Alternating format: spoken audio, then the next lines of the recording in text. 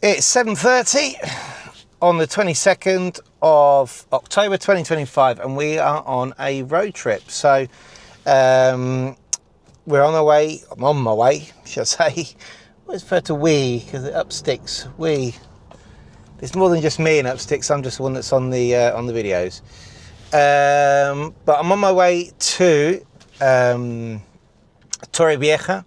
which is a 450 or 460 kilometer drive from Malaga, where I currently am, in a traffic jam.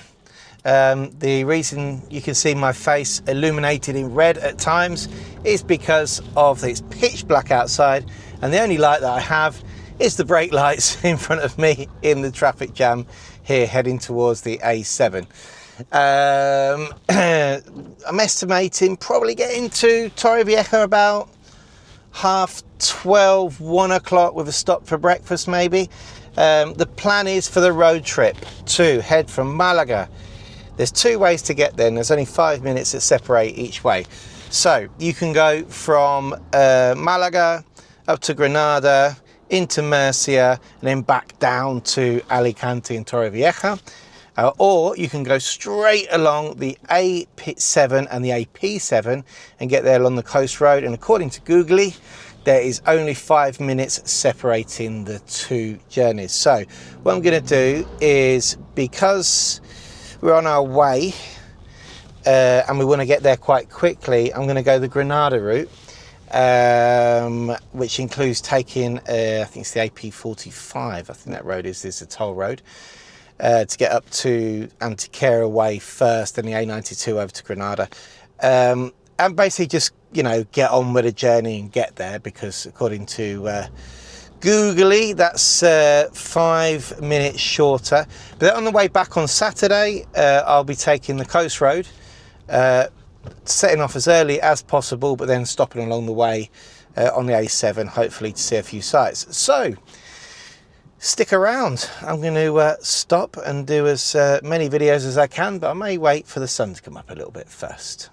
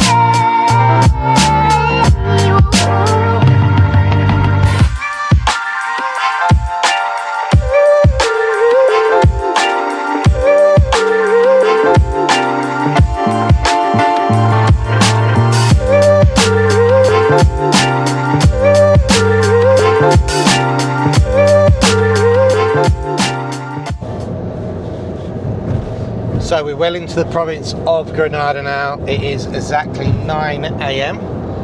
I love the province of Granada. I actually lived here for 3 years, which I'll tell you about in a minute. But first of all, I would like to give a shout out to, we're just passing Granada city now actually, as we speak. The sun is just coming up over the Sierra Nevada. It's absolutely amazing. I'd like to give a shout out to my father-in-law Alan and his wife Chrissy. But Alan, about 3 years ago,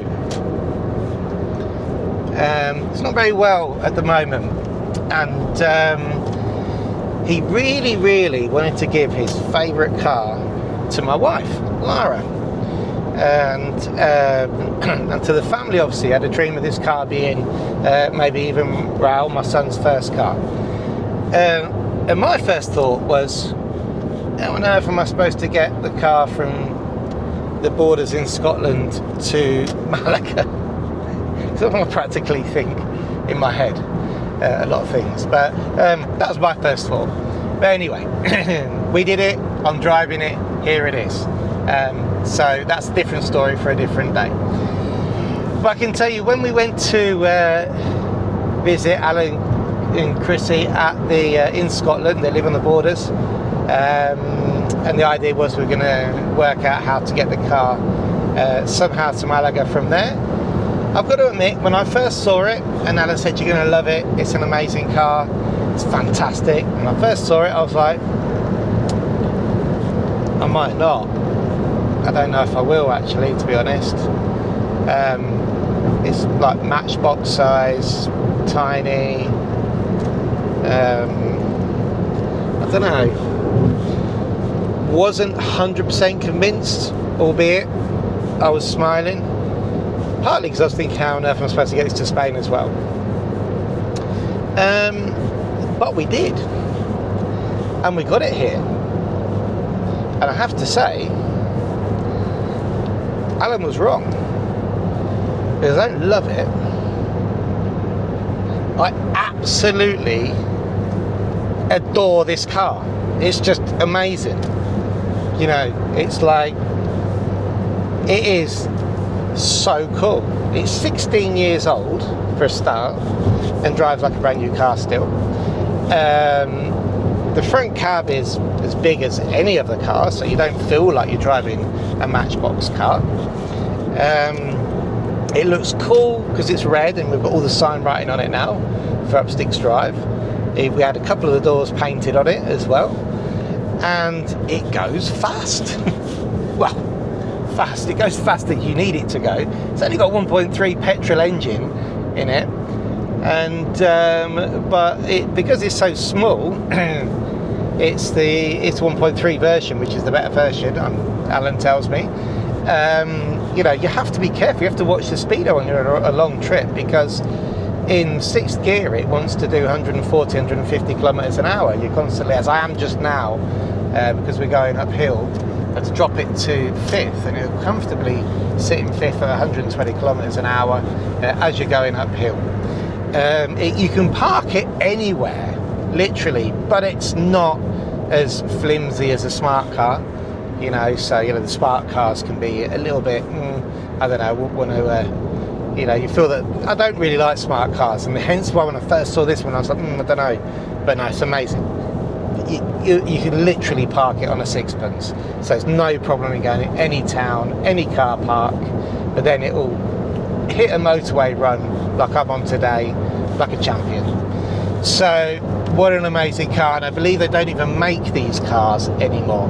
The Toyota IQ, I think after that they bought out something else and that was it, and it's such a shame. And here in Spain, if you go online, they hold their value incredibly, so you can get, like, they really do hold their value. Even for 16-year-old cars, you'll find that they really, you know, they're looking at, in the UK I think you can pick them up for like 3 or 4 grand still. They're holding the value in the UK. But here in Spain, they're up at like 7, 8 grand still for one of these cars, 16 years old, and a decent one, a bit more. So yeah, that's my homenaje, as they say in Spanish, to Alan, who was convinced that I would love this car, and I more than love it, I tell you. So, the Granada province, we've just passed Granada city, and beautiful, the sun is coming up in the distance. You may not be able to see it over the Sierra Nevada. I can see to my right hand side what is known as the Pico Veleta, one of the peaks in the Sierra Nevada. They have a very famous running race up there where people run from Granada. It's known as the world's hardest road race, because you run from Granada city to Pico Veleta, which is, I think it's 2,000 meter climb or something, in extreme conditions, because there's no air up there when you're running and finishing.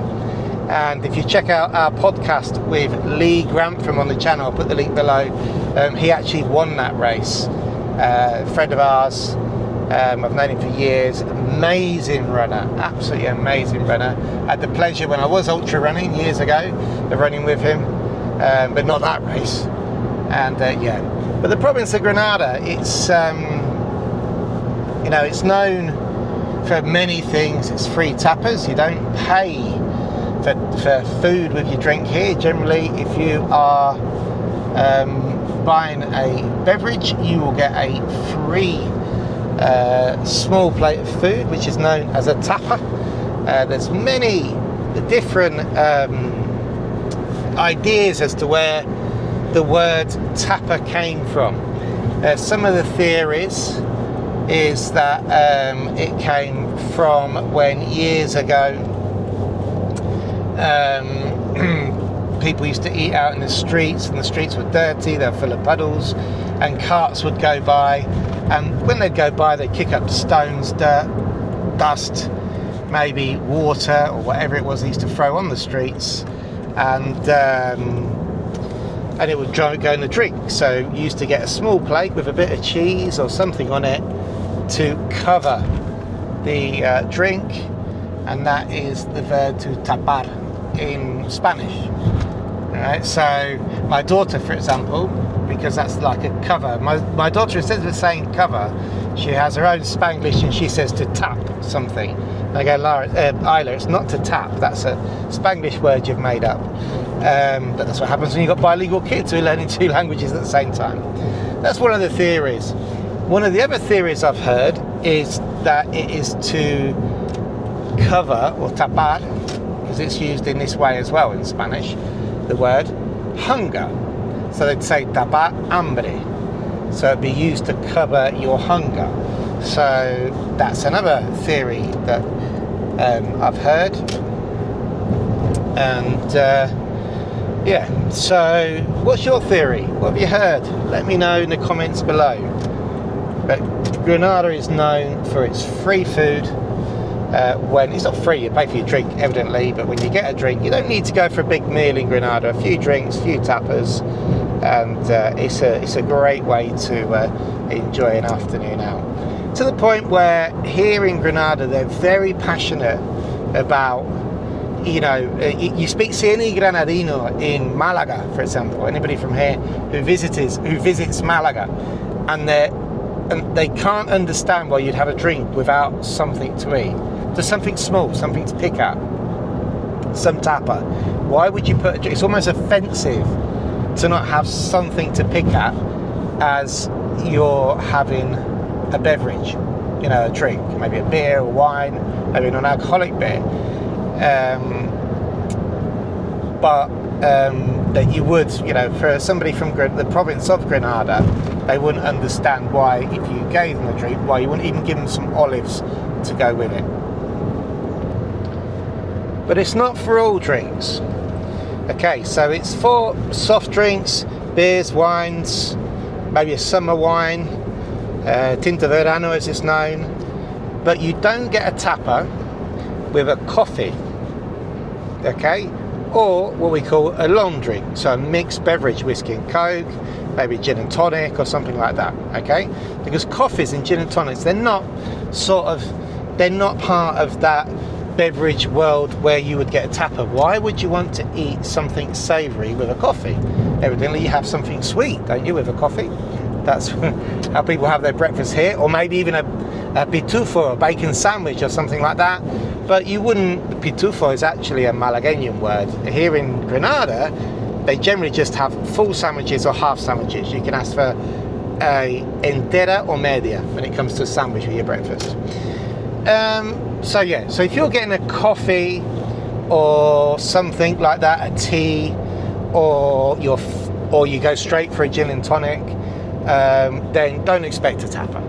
They just don't come with those types of beverages. You've got to understand your drink politics, and I've seen this quite often, quite embarrassingly so. But how do you explain this to somebody when people have moved to the Granada, people from not in this area, or foreigners or immigrants, if you like, have come and known that Granada is famous for its tapa, ordered the gin and tonic, and said, "Where's my tapa?" And I saw once famously and I did have to explain to this lovely, lovely couple who had such an illusion about getting a tapa. I think they just arrived in Granada Centre, and they got a gin and tonic each, and sat in the table next to us, and everybody else was getting tapas, and they got a gin and tonic, didn't get any tapa. And they actually said to the waiter, "Where's the tapa?" And the waiter said, "Well, we don't. Why would you want a tapa with a gin and tonic?" They were like, "Well, we thought this was famous for. This place was famous for tapas we drink." So I just explained drink politics in Granada. You've got to learn it. So talking about drink politics, we're now 9:20, so it must be close to getting to breakfast time. Now here, somewhere between, if I remember rightly, we're on the A92. So somewhere between Guadix and Baza, I think it is, or just before. So we've got Guadix is the first town we're going to hit. After that is Baza, but I think the road splits off to Murcia before that because we don't want to go down into Almeria. There is a lovely breakfast place right on the side of the road, so I'm going to try and sniff that out and stop and get something to eat.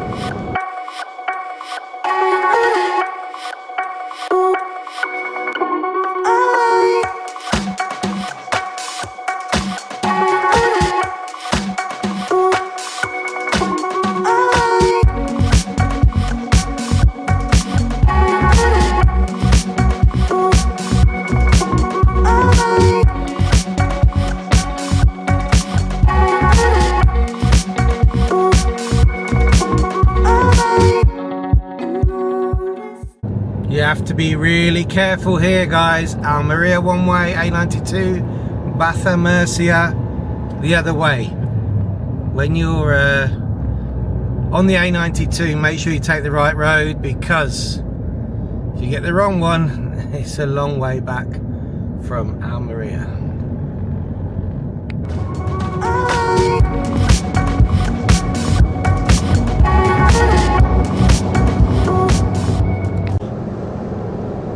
So I completely missed the turn off for where I was going to eat. So we are well on the way to Baza now, about 30 kilometers out of Baza. So let's see where we can find. Looks like we're going to have to find somewhere new. Well, here's something you don't see very often nowadays, do you? A motorbike and a sidecar. German number plate, so I'm assuming it's a Tourer. Wow, look at that, fantastic. What a lovely morning to be driving along. Now 16 degrees on your motorbike with your sidecar. On the A92 inland Granada. Here we go, Servicios Gore. It says hotel. I bet there's a good restaurant here. Área de servicios, area of service. Let's see what the breakfast menu is.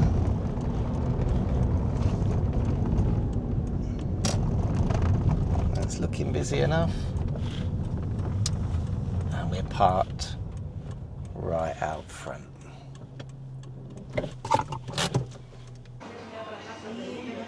So breakfast on the table, here we go, a big sandwich, very strong black coffee, typical here in Granada, but check this out,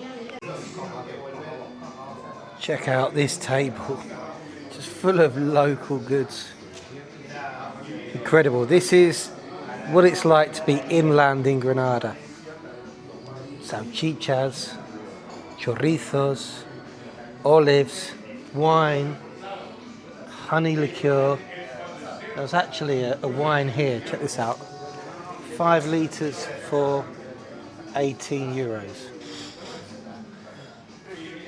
You've got the typical sweets, 10 euros for all those olives there. Chilies, the biggest pan bobbery I've ever seen. Bread, all the sweet stuff's typical from the area. Look at that.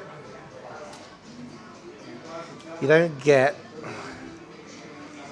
more typical than that. old style hotel place. Look at it, been here for years, I bet. So we've got some naff stuff to buy in here. Big pot for 50 euros if you want it. Anyway, enough of that. On the road to Murcia.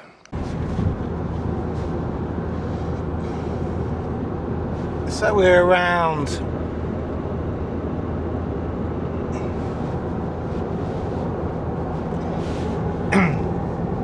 so we're around 180 kilometers from Murcia, still on the A92, and we're seriously into the west side of inland Granada now.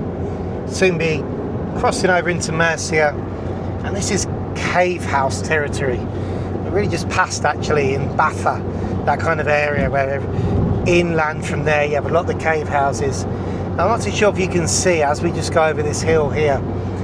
You can see why, you know, that it's an arid sort of almost desert-like feel to the place. To my right, we've literally just gone past a huge solar panel farm, I think they call them, and it's completely changed from when you drive up to Granada on the east side. It's all olive trees. That said, as I'm saying that, there's olive trees to my right hand side right now, but you go through a lot of olive trees, like the big old olive trees, the ones which you know have just been there for years and years and years, up to Antequera, past Granada, where there's just lots of pine trees. It has an alpine feel to it because you're close to the Sierra Nevada. It's very green, lots of evergreens. They get snow there in the winter. You get to quite high, I think you peak at 1,000 meters on the motorway above sea level. Then you come down towards Baza. Well, first of all, it's Guadix, and I stopped halfway between Guadix and Baza for the breakfast. And after Baza, then you hit this sort of plain where we're on now, where it's just long, straight roads. It's almost like prairies, I think you'd call them. Almeria is famous for the westerns. Now Almeria is off to our right hand side now. We're not actually going to touch the Almeria province. We're sort of skirting around the top of it at the moment. And yeah, so it's you can see that in the summer this would just be brutally hot out here, totally exposed. And then in the winter, in night time, the temperature just drops. You know, it's like a desert, really. And but it's a beautiful drive. There's these mountains in the distance which never seem to arrive. But this is the longest part of the journey. Now, you'll just see here, there's a turn off, exit 60, Cuyar, Huesca, Pueblo Don Fabrique, sorry. Pueblo de Don Fabrique, Cuyar y Huesca. Now, if you were going inland, so when we used to drive from Barcelona to Andalusia, 20 years ago now when we moved here, we used to drive inland from Valencia, then cut across Murcia, and if you were going back to Barcelona, you would turn off here at Cuyar and take the inland road through places like Jumilla and Yecla and Calasparra. Those places have their own, they're famous. Jumilla is famous for its wine. Calasparra famous for its rice. Yecla has a huge sort of marble, I think it's Yecla, it's in that area, marble, marmol, as they call it in Spanish, marble factory. And we used to go that way because you used to have to pay tolls, and the tolls would be really expensive. If you're on a couple of tolls would add to like 40-50 euros, which 20 years ago was your petrol bill to get to Andalusia from Barcelona, hence where you'd go inland. But if you're driving at night time, that could be equally brutal. You've got 100-kilometre stretches with not a lot. You know, you have to make sure that you've got enough petrol in the tank.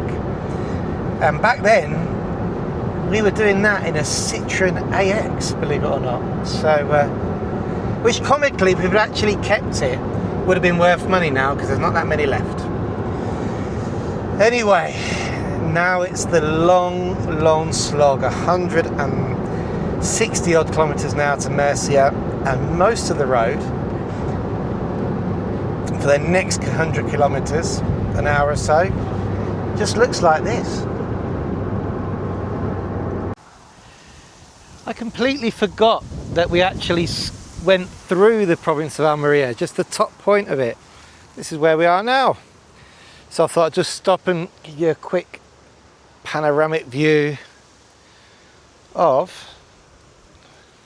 what is one of these picnic areas on the side of the motorway. So here we go, all made with rocks. Bit of graffiti, to be honest with you. Plenty of places to throw your rubbish away. There's the Upsticks drive car, there we go. Nearly 250 kilometres into our trip. It definitely going to have a wash, isn't it? There's no way I can turn up to an event that we're sponsoring, along with other sponsors obviously, with a car that dirty. A92 that way. And we're now 130 kilometres off of Murcia in that direction.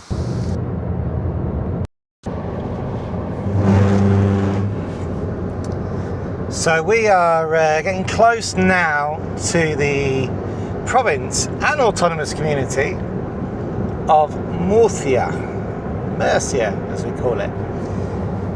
You can see the landscape has changed again. We're currently in Almeria, but it's now back to a sort of a, in the distance, Wild West looking red, sort of pinkish rock mountains, and with sheer drops. In the forefront you can see the pine trees and the evergreens on the side of the road. But what you'll notice is, because Murcia is its own autonomous community, each autonomous community has its own nuances when it comes to road signs. So here we're currently in Andalusia, and you can see the road signs on the side of the road. It says that now I haven't passed one. Here we go. Are actually green. You can see it says Junta Andalucía green, A92 kilometre 107. Tells you where you are, what road you're on. But you'll see when you get into Murcia that'll actually change. So I'll show you in a minute. There you can see the Hasta Pronto sign on the right hand side. And that's us leaving Andalusia and into Murcia.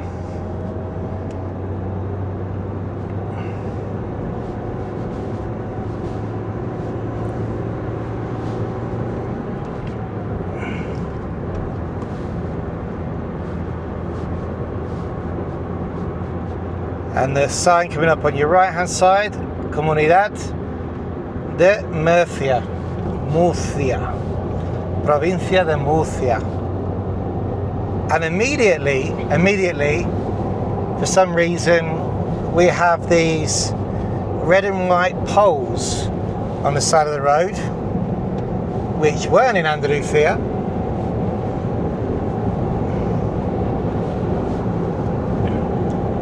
Because Murcia must manage their roads in a different way, feel the need for red and white poles. I wonder what they're for. If you know, let me know. Maybe it's to mark the road in snow, but I don't think we get that much snow here, do we?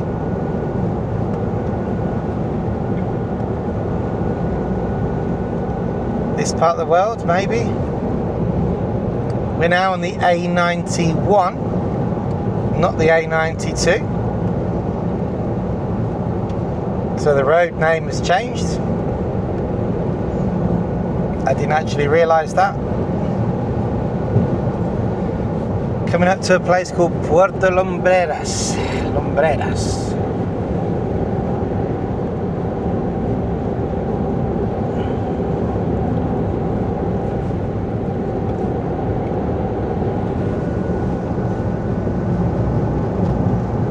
The A91 signs are in blue, not in green, like the A92 signs were in Andalusia.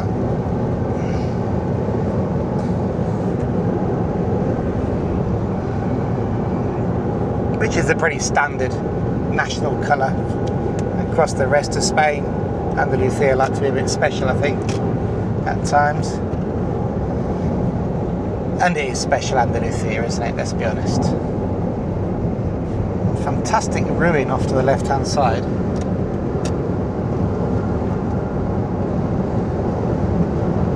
And there you go, right then. So next stop is Murcia City in about 100 kilometers, where we then dive off to the right and head down to the province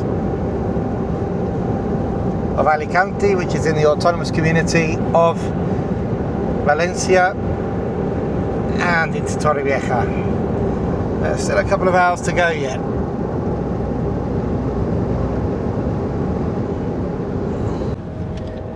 So we're coming up on Lorca now. Excuse my crazy hair, I've had the window open. We're currently at 29 degrees on the A7 now in Murcia. We've been down to 14 up in Granada just a couple of hours ago. And it's hot and it's windy here at the moment in Murcia. So we had the window open, but it's given me crazy hair. And when you come up, when you're going to Murcia on the A7, you go through Lorca. Lorca has this fantastic castle. I don't know much about it actually. You should Google it really. I always think I want to go there. And it sort of, you go underneath it on the motorway. Lorca's always somewhere I wanted to visit. Never been. It's on the bucket list though. But yeah, check it out. While you're on the motorway, you actually go underneath the castle. It's a great sight to see. Here we go. We're just approaching it. I'm not too sure if you can see it in the distance. This is something we need to do some research on. It looks like an alcazaba. It looks Moorish. I really don't know. For those of you guys who live in this area, live in Lorca, maybe live close to Murcia, maybe Yecla, which isn't that far away, tell me more. But I know it's incredible when you're driving up the A7. This camera probably doesn't pick up the splendour of just this crazy Túnel de Lorca, as it's called, as you drive underneath this is it the Castle Alcazaba? Should have done my research before the video, but I'm sure you guys are going to tell me. And then if memory serves me right, when we pop out the other side, it sort of opens up and you've got Lorca on your right hand side and you look down into the Murcian Valley, as it would be, behind a white crafter van. Maybe I'll slow down a bit here, let the crafter van go off into the distance. There we go.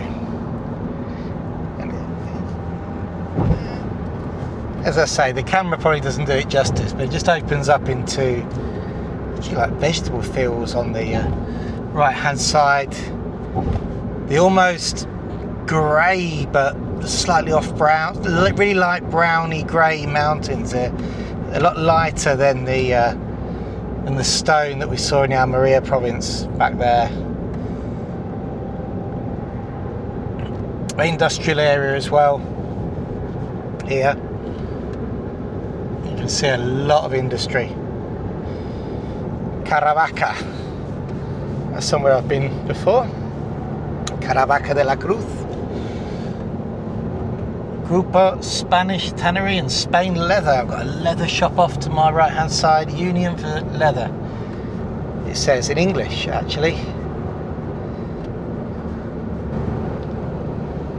So there you go, you can just see the factories. The evergreens have gone of only 40-50 kilometres ago, and the landscape now is very bare. You've got this sort of shrubbery which sort of hugs the mountains. It's like a blanket on the mountains.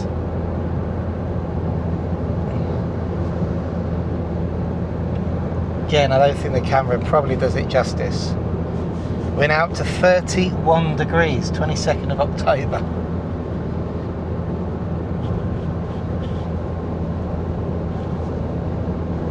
On the A7. Remember, the AP7 follows the coast, but the A7 actually goes inland. There we go, back to some more evergreens. I feel like I'm only talking about trees at the moment.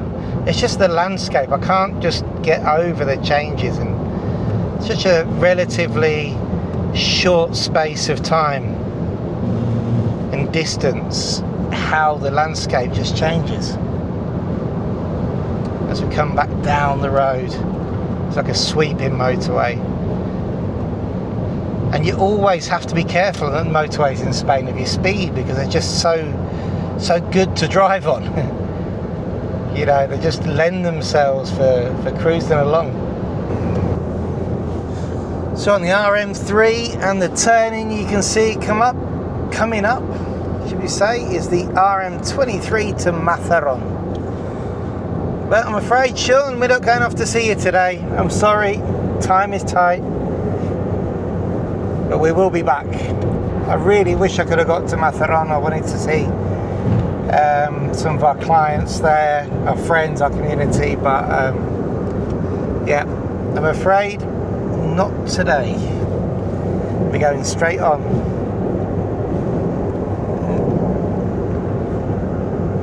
It's warm, 32 degrees. One thing about this car, the aircon's not that good. I need to get that regassed or something. A landscape change again. Slightly more boring, but to be honest, this part. About an hour and 20 to go now. It's 12:30, because I've been messing about with the camera, stopping, starting. So I expect it to be there by now, but I suppose you include the breakfast stop and all the messing about, then we're going to get there about, I'd say about 2 o'clock, just in time for lunch.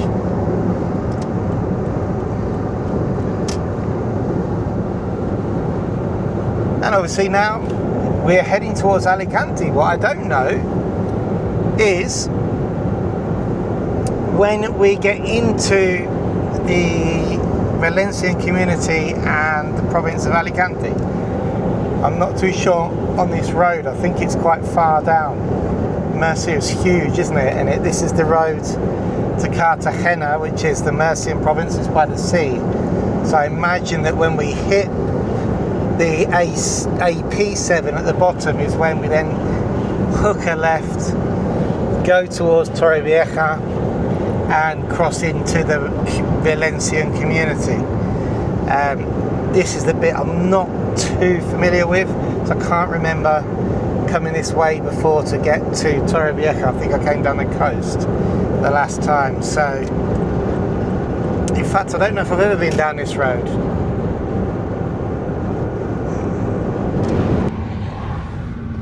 So I've done exactly what I said you shouldn't do at the beginning of the video with these types of cars, is take your eyes off the petrol gauge. So now I sort of noticed I was flashing and came off at a place called Fuente Alamo, because it said there's a petrol station here. Can't find the petrol station.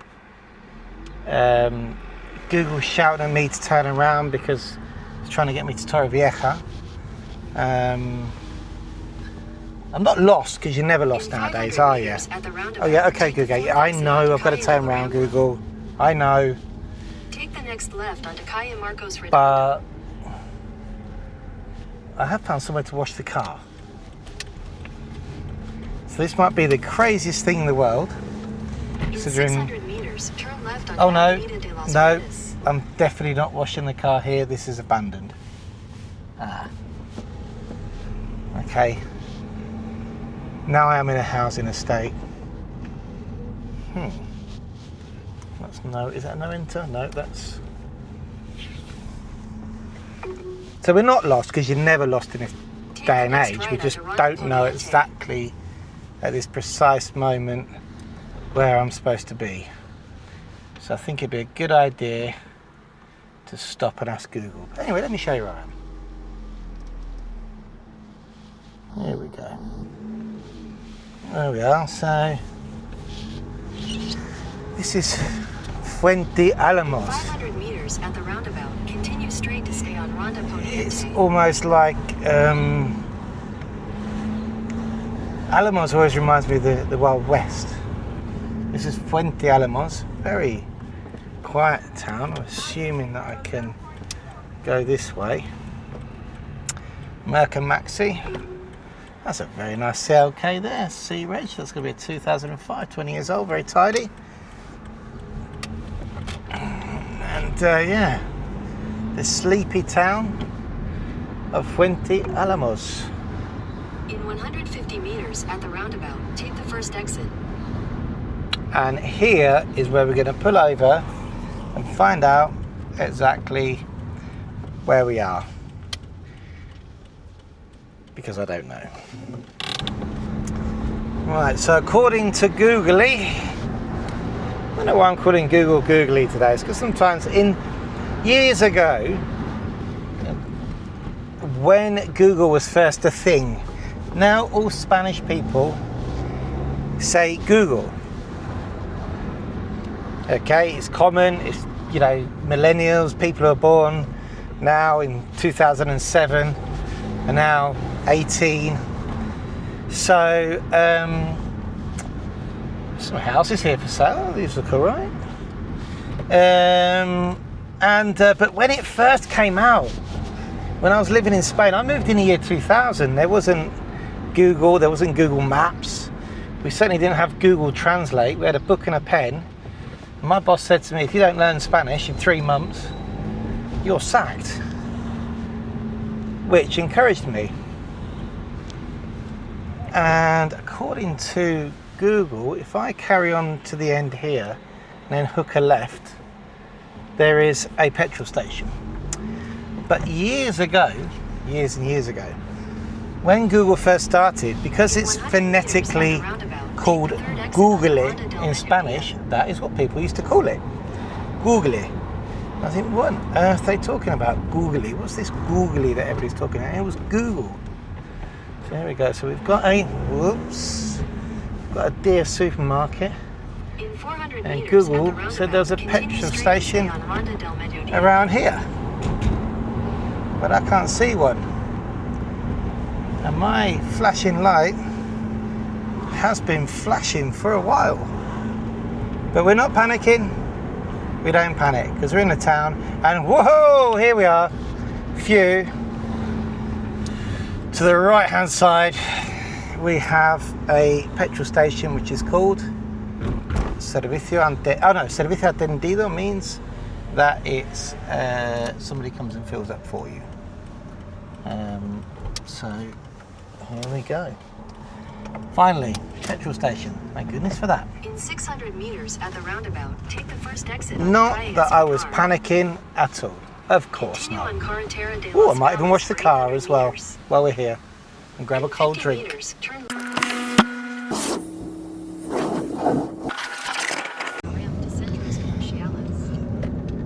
So, a bit of a battery fail. We washed the car, then the battery went on the camera. Don't really know what happened. I had 20% and I've got this extra battery, but anyway, it's just charged up. So now we are in Torrevieja, and apparently slight right onto the ramp to Centro only then merge onto Avenida Rosa Mazon Valero. a few minutes away from our destination. So here we are, Torrevieja, 33 degrees in Torrevieja. Can you believe it?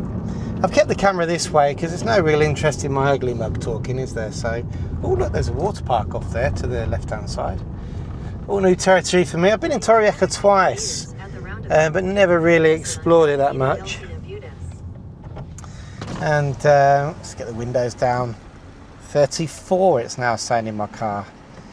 34 degrees on the 26th of October. That's just too warm for this time of the year. Now, we're not complaining, but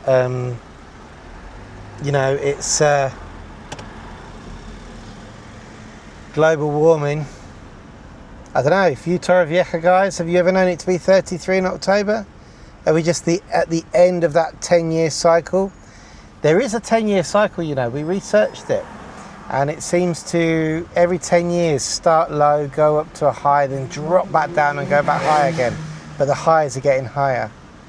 And I've spent about an hour in traffic jams at the moment in Torrevieja. It is busy here, I can tell you.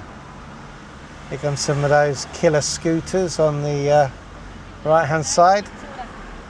You will not catch my children on those scooters until they're old enough to tell me to bugger off. Dad, I'm an adult now, I'm going to buy one for myself. Then there's not a lot I can do about it. But as long as I can prevent them from having scooters, I will do. There was a poor young lad, 15 years old, in the Cala de Mijas. Door opened on him. Sadly, didn't make it. Oh, there we go. Look at that funky motorbike. Look at that. That's an S plate. What's that? Sweden? Wow. So where are we supposed to be going now? Let me have a look at the maps. I think I'm just going straight over. Must be in the school. Plenty of school kids about. That's a funky pair of trousers. Can't work out if it's been painting or that's well, that's the fashion nowadays. So we're going to come off at this here. And I think we're right. Oh no, we've gone the wrong way. Oh dear. I don't know what's going on now. Come on, Google. Sort it out. Anyway, we're going to have a nice look around this area while I go around the roundabout and go back on myself at the end. Torrevieja is huge. I knew it was quite big. That's how I've skated around it. Well, this guy, that's a continuous white line. You're not allowed to do that, sir. Unless you got a white van. Then of course you're allowed to do it. Now, if I'd have had half a brain, I would have seen that it said Mercadillo. And Julie did tell me it was next to the market. So, you know, never mind. Right, let's get back on the right track then, shall we? Well, we're back on the right track. Now, I'm not too sure how safe this is. I think you should really be on the path. Anyway, he looks very happy. 127 for diesel, 134 for petrol. About the same, I think. It's not a bit more expensive in Andalusia. And now we're going to take a sharp right.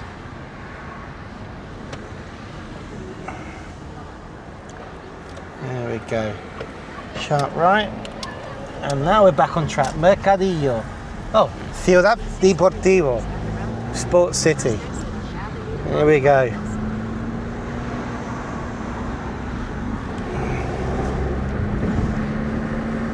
I think I might have missed the last match. Never mind. We've got all day tomorrow. El parking zona de pubs. Oh, what's that there? Parking for pubs. Okay. That must be a sort of a feria type thing going on there.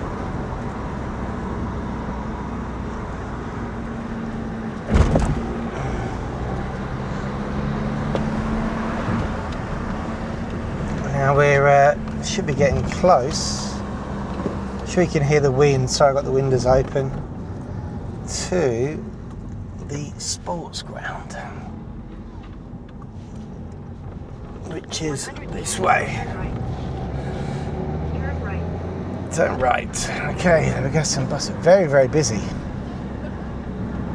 Here we are. Oh, here we are. And we can see the teams there playing. In 100 meters at the roundabout, take Wow. the exit and stay on Avenida Yep, March we can see all the bypass. banners up. Very busy. You can see some of our players there. Oh, here comes a killer scooter with 2 people on it. I don't like the scooters. In 200 meters, make a U-turn. Oh, it's telling me to make a U-turn and park. So that is what I'm going to do. Oh, and I've just spotted the Upsticks banner, which is flying all over the place. So we need to sort that out. Make a U-turn and turn right. And here we go. We're at the parking. Right, let's see what's going on.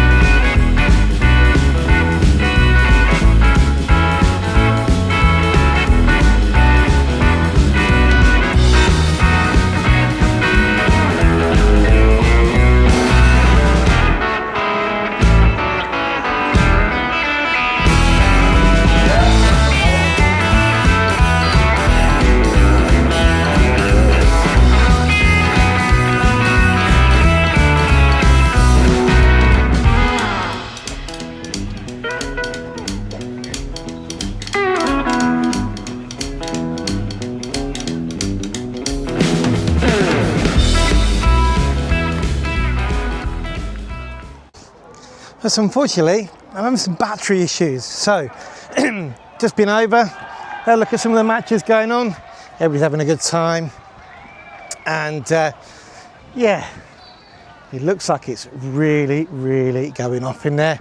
But sadly, we're gonna have to go back to the hotel because tomorrow's gonna be the main day we're here at the tournament. Hopefully we have to catch up with some of the guys. And that's us going back to the hotel. Now in Torrevieja, if we can find it and get through the traffic. And also, we've got to work out what's going on with our banner. So, it's all very nice that we've got a big banner, but check this out. So there we go, 11-metre banner, which is looking like a sail at the moment. It looks so good in the photos, but we're not going to get much of a photo in front of that. Sounds like you're doing a lot of advertising either, is it?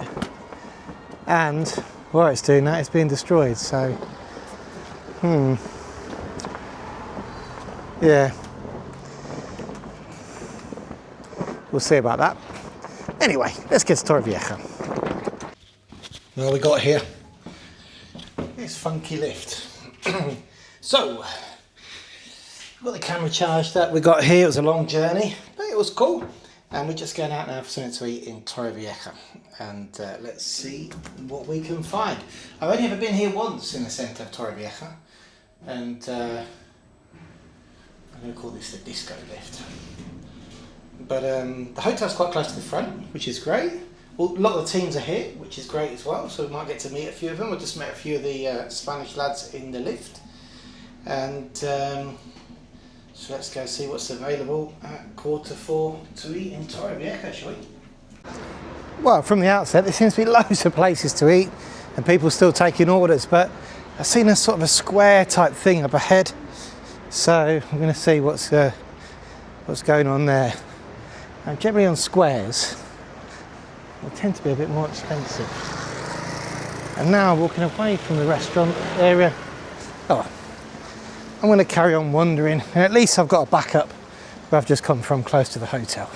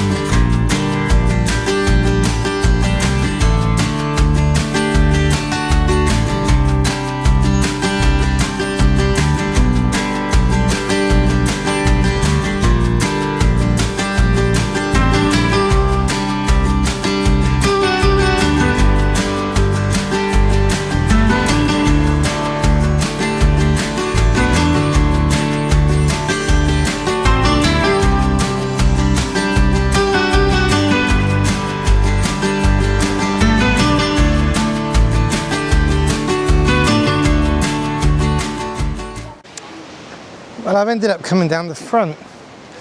You know you're just going to get ripped off probably on the front. And it's always, but you get a nicer view, don't you? I still haven't found anywhere I really fancy. And now I'm sort of getting at that past hungry stage.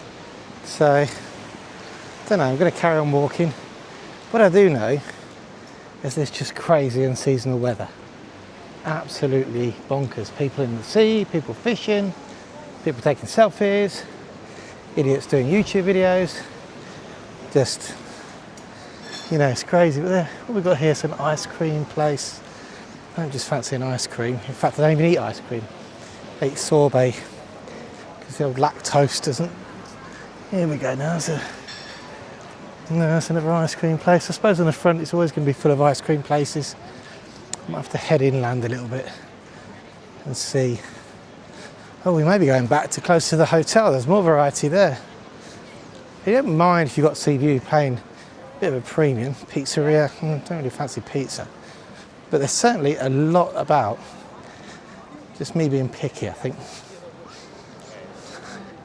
Picky and extremely sweaty. Well, I've ended up just coming literally round the corner to this place, and they've got a menu of the day, 12 euros, which includes a beer, one plate of tikka masala, chicken, and its rice, and a coffee for 12 euros. And check out the view. There we go. We're right at the front. Beautiful view. I was going to go to that place over there, but that place on the corner is really expensive. Bit of a treat place, really, not a desperately hungry place. And the guy's so nice, the waiter was fantastic. He was like, what size beer do you want? And I was like, he said, I think you need one of these, don't you? And I was like, yeah, it's been a long day. So there we go. I'll show you what the tikka masala's like in a minute. It's not bad, is it? I'm going to enjoy this. So just had that fantastic meal and we're off back now to the hotel. One thing that I've noticed, check this out, this is a Czechoslovakian car, that I've noticed here in Torrevieja and driving around, is there's lots of different European number plates. There must be lots of, you don't even see this on the Costa del Sol. I've seen Swedish, Italian, French, Czechoslovakian. I'm going to walk along here, it's going to prove me wrong. Not going to see one, but yeah, well, that looks a nice place. Cocktail and food, look at that place over there. The chap, there's lots of fast foody types place where I've been. Here we go, there's another one. What's going on over here? UA, is that Ukrainian? I think that's Ukrainian. They should know, you should know. Yeah, walking around these back streets and driving around, we've seen lots of European number plates, a lot more than we see, say we see in the Costa del Sol. I don't really live on the coast as such, so maybe I don't see as many as I would if I lived somewhere like Figueroa or Marbella or even Estepona. But we do visit those places quite frequently, and I can't remember seeing as many foreign plates. Look at this place here. It's a sort of abandoned hobo place.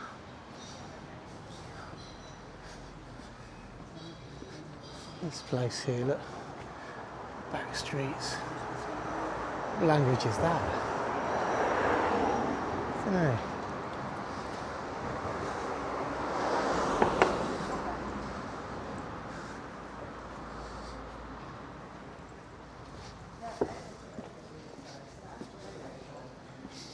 Torrevieja, Torreformas.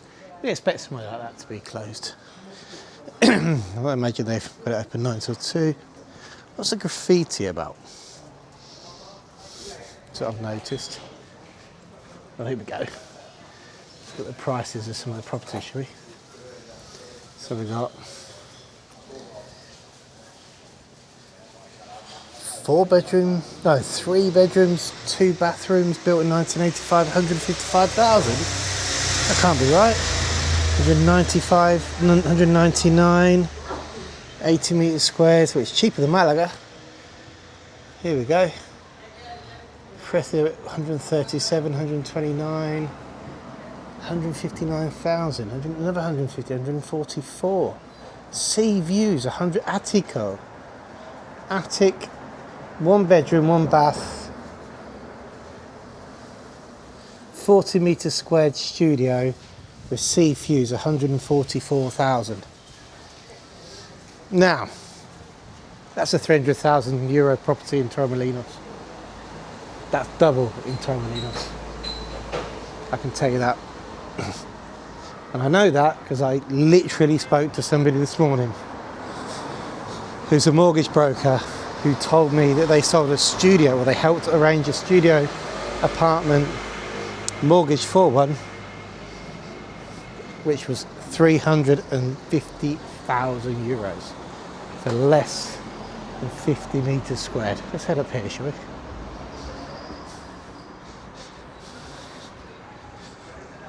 So, on first glance, but here's another estate agents over here. We go, look, this restaurant looks nice. They can't see the restaurant, only my reflection. Here we go, there's another estate agents here. Let's have a look over the road, shall we? Gonna get run over. So we've got, what we've got going on here? Cozy bungalow with garden in Torreta, 99,000. Where on earth is Torreta? We're moving now.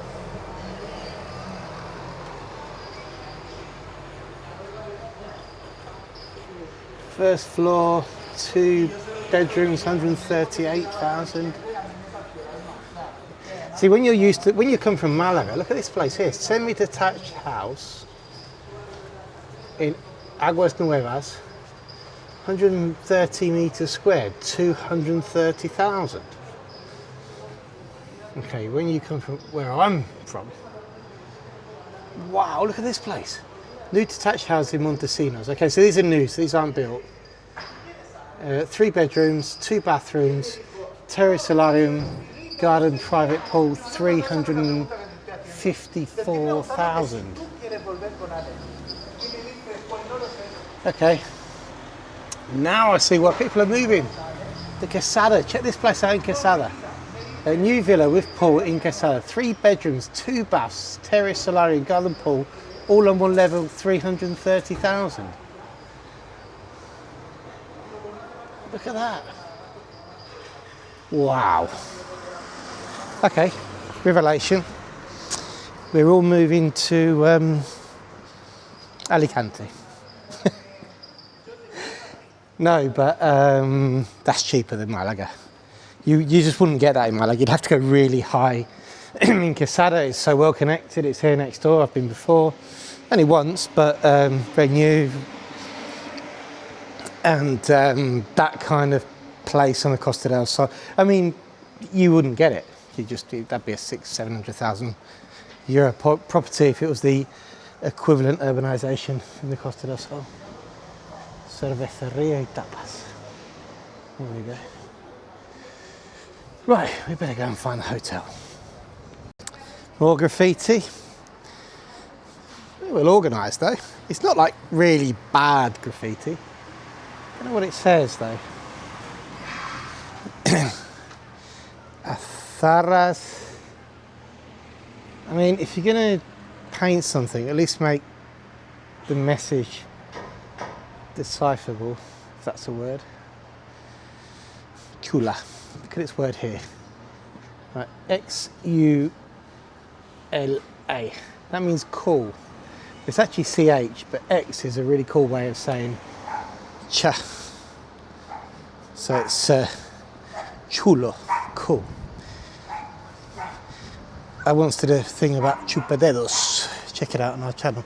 And this, I honestly think that is graffiti tiling. Look at that. I mean, I'm pretty sure the town hall didn't put that up when they put that sign there up. They look like swimming pool tiles, which have been used to do some sort of pig and smiley face.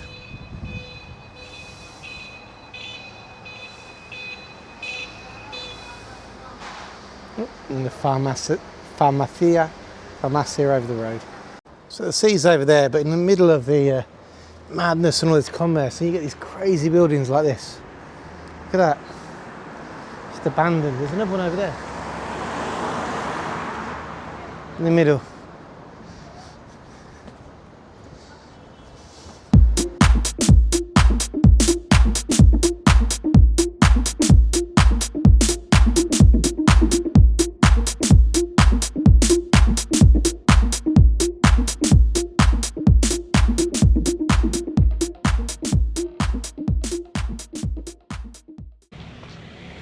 So went back to the hotel, tried to have a sleep, couldn't sleep, it was too late, had eaten, nightmare, did some work, decided that I was going to force myself not to do some work, messed about with a video that I'm hopefully going to publish at the weekend, which you'll be watching now, and then decided that I was going to go for a haircut, because my hair is crazy. I do have to go to this gala do, so Googled hairdressers, and we're on our way. Haircut done.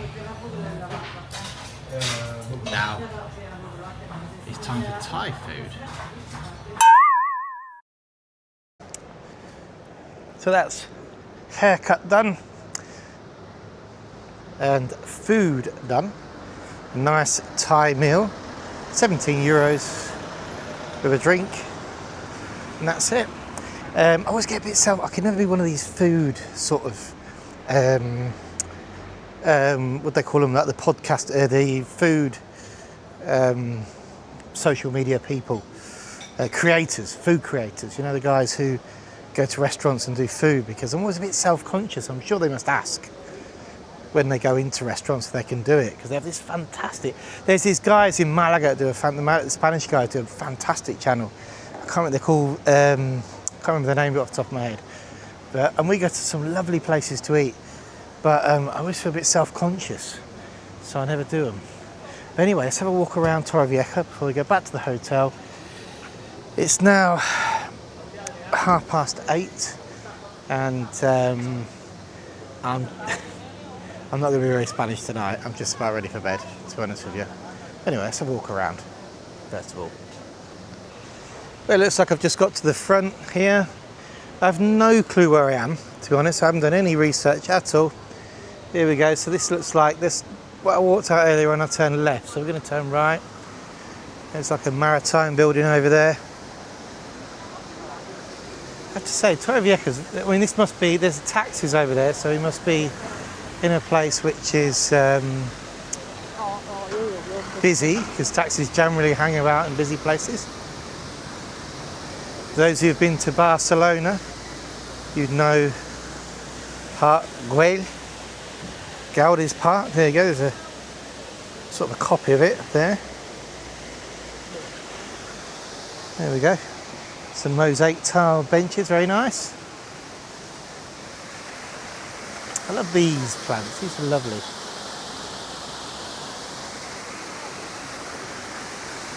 And beautiful fountains, look at that.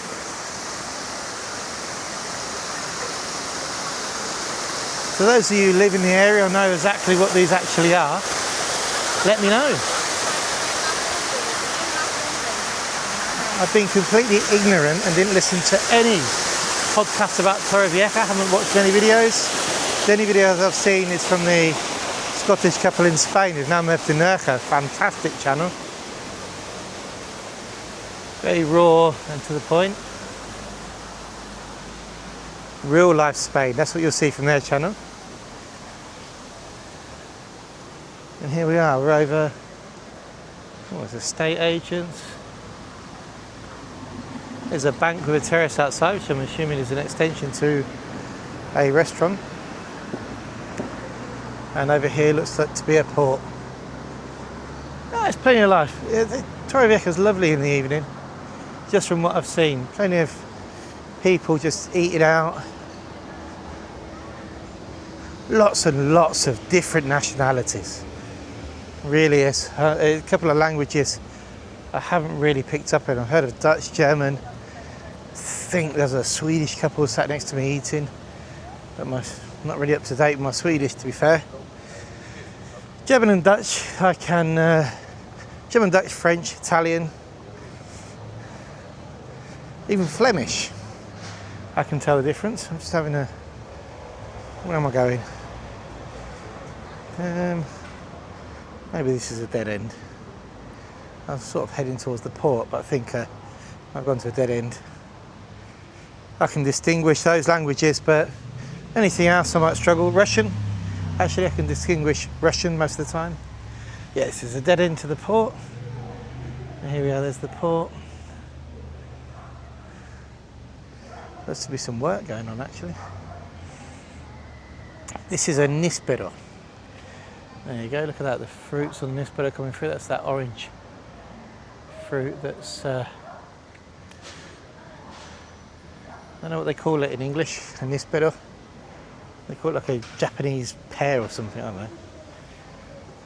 Again, tell me in the comments if you know. I suppose we could just Google it. So, I think it's time to walk back to the hotel. Oh, what's this here? Trips, excursions.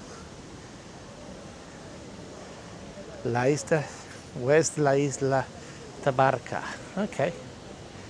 So if you want to go to La Isla Tabarca, which has got underwater vision, this is your place, and it looks like they're still going. Adults are 27 euros, children are 19 euros. There we go. That must be the La Isla there. Again, never heard of it. Looks like to be a little village on just outside of Torrevieja, must be.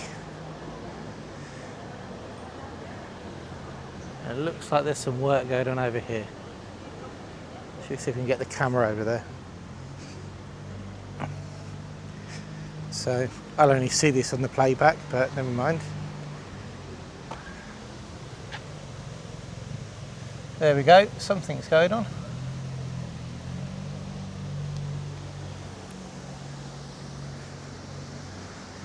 Okay, if I'd actually looked to my left, then it would have actually explained what was going on.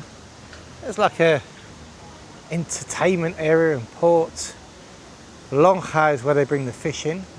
Zona de ocio, which is an area of fun basically. 16.5 million investment totaling. But to me, 16.5 million doesn't seem enough to build a port or even reform a port, to be honest with you. I mean, there's some villas in Marbella which probably cost that to build. I bet there's more, not that many, not the most expensive ones at that. There's one of those stupid scooters, as you can see. I'm not a scooter fan. I think they're ridiculous. I think they're dangerous. I think they should be taxed. I think they should have better lights. I don't know the current rules. I know they are speed restricted, but I think you should be fined if you're not wearing a helmet. I don't think they should do special scooter lanes. I think that's ridiculous. And I just think that anybody who uses the road and got a license should be against the scooters.